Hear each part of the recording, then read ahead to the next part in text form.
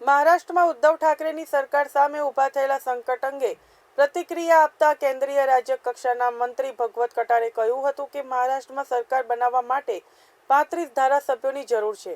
અહીં કેટલાક ધારાસભ્યો છે તે અંગે વાત કરવી મુશ્કેલ છે, પરંતુ 2/3 બહુમતી વગર સરકાર બની શકે નહીં.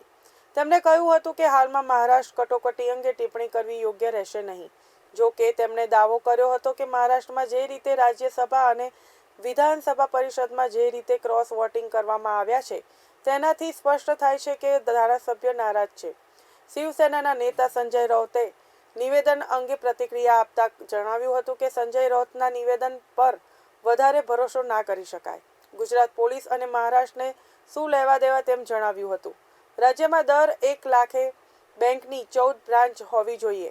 તેની સામે ગુજરાતમાં 16 બ્રાન્ચ આવેલી છે. તેમને દર 1 લાખની વસ્તીએ 18 ATM હોવા જોઈએ. તેની સામે ગુજરાતમાં 20 ATM આવેલા છે. ગુજરાતમાં બેન્કિંગ સિસ્ટમ સારી છે. तो बैंक्स का स्टेट लेवल बैंक कमेटी का मैं मीटिंग लिया और इस मीटिंग में प्रधानमंत्री जी के नाम से अलग अलग जो स्कीम चलती है वो स्कीम का पूरा रिव्यू लिया. इस रिव्यू में लेते समय प्रधानमंत्री जन धन योजना, प्रधानमंत्री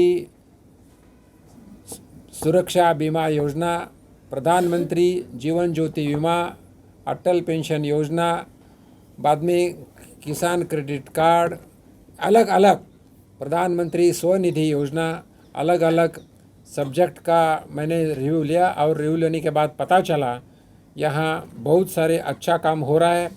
कल ही दिन भर महाराष्ट्र में विधान परिषद का चुनाव चल रहा था. इस विधान परिषद के चुनाव में रात 12 बजे जो निकाल लगा है, चुनाव का रिज़ल्ट आया, उस रिज़ल्ट से एक समझ आया है कि बहुत सारे MLA असंतुष्ट हैं. बहुत सारे MLA महाविकास विघाड़ी पे नाराज़ हैं. और इसीलिए विधान परिषद हो या राज्यसभा हो, दोनों टाइम उन्होंने क्रॉस वोटिंग करके भारतीय जनता पार्टी को वोट दिया है. मैं महाराष्ट्र से आता हूँ. पिछले 2.5 साल में इस सरकार में जो जनता के काम होना चाहिए कुछ हो रहे नहीं है. MLA के आमदार के भी कुछ काम हो रहे नहीं है. एक कांग्रेस, दूसरा राष्ट्रवादी और तीसरा शिवसेना, तीनों तरफ के अलग अलग विचार के एक राजनीति चल रही थी.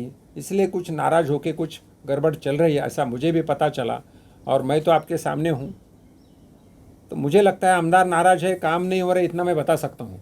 अब सरकार के बारे में मैं तो इतना जल्दी कुछ बता नहीं सकता. अगर मैं उधर जाके आता था या फ़ोन पे कुछ होता तो बता सकता. कभी सबके फ़ोन बंद है. गुजरात में आया हूँ इसी का कारण कि आज़ादी का अमृत महोत्सव इस साल में हम मना रहे हैं. और आज़ादी के अमृत महोत्सव के इस साल में आज इंटरनेशनल योगा दिन है. इस इंटरनेशनल योगा दिन में देश के 75 आइकॉन जगह योगा दिन सेलिब्रेट हुआ. आज अहमदाबाद में यह योगा दिन सेलिब्रेट हुआ, जिसे सवेरे 7 से 8 बजे तक हमने योगा किया. साबरमती के किनारे आज यहाँ के माननीय मुख्यमंत्री भूपेंद्र भाई पटेल, फाइनेंस तथा गृह मंत्री हर्ष सिंघवी जी, ऐसे सब जन थे. और आज साबरमती के किनारे इंटरनेशनल योगा दिन ये किया.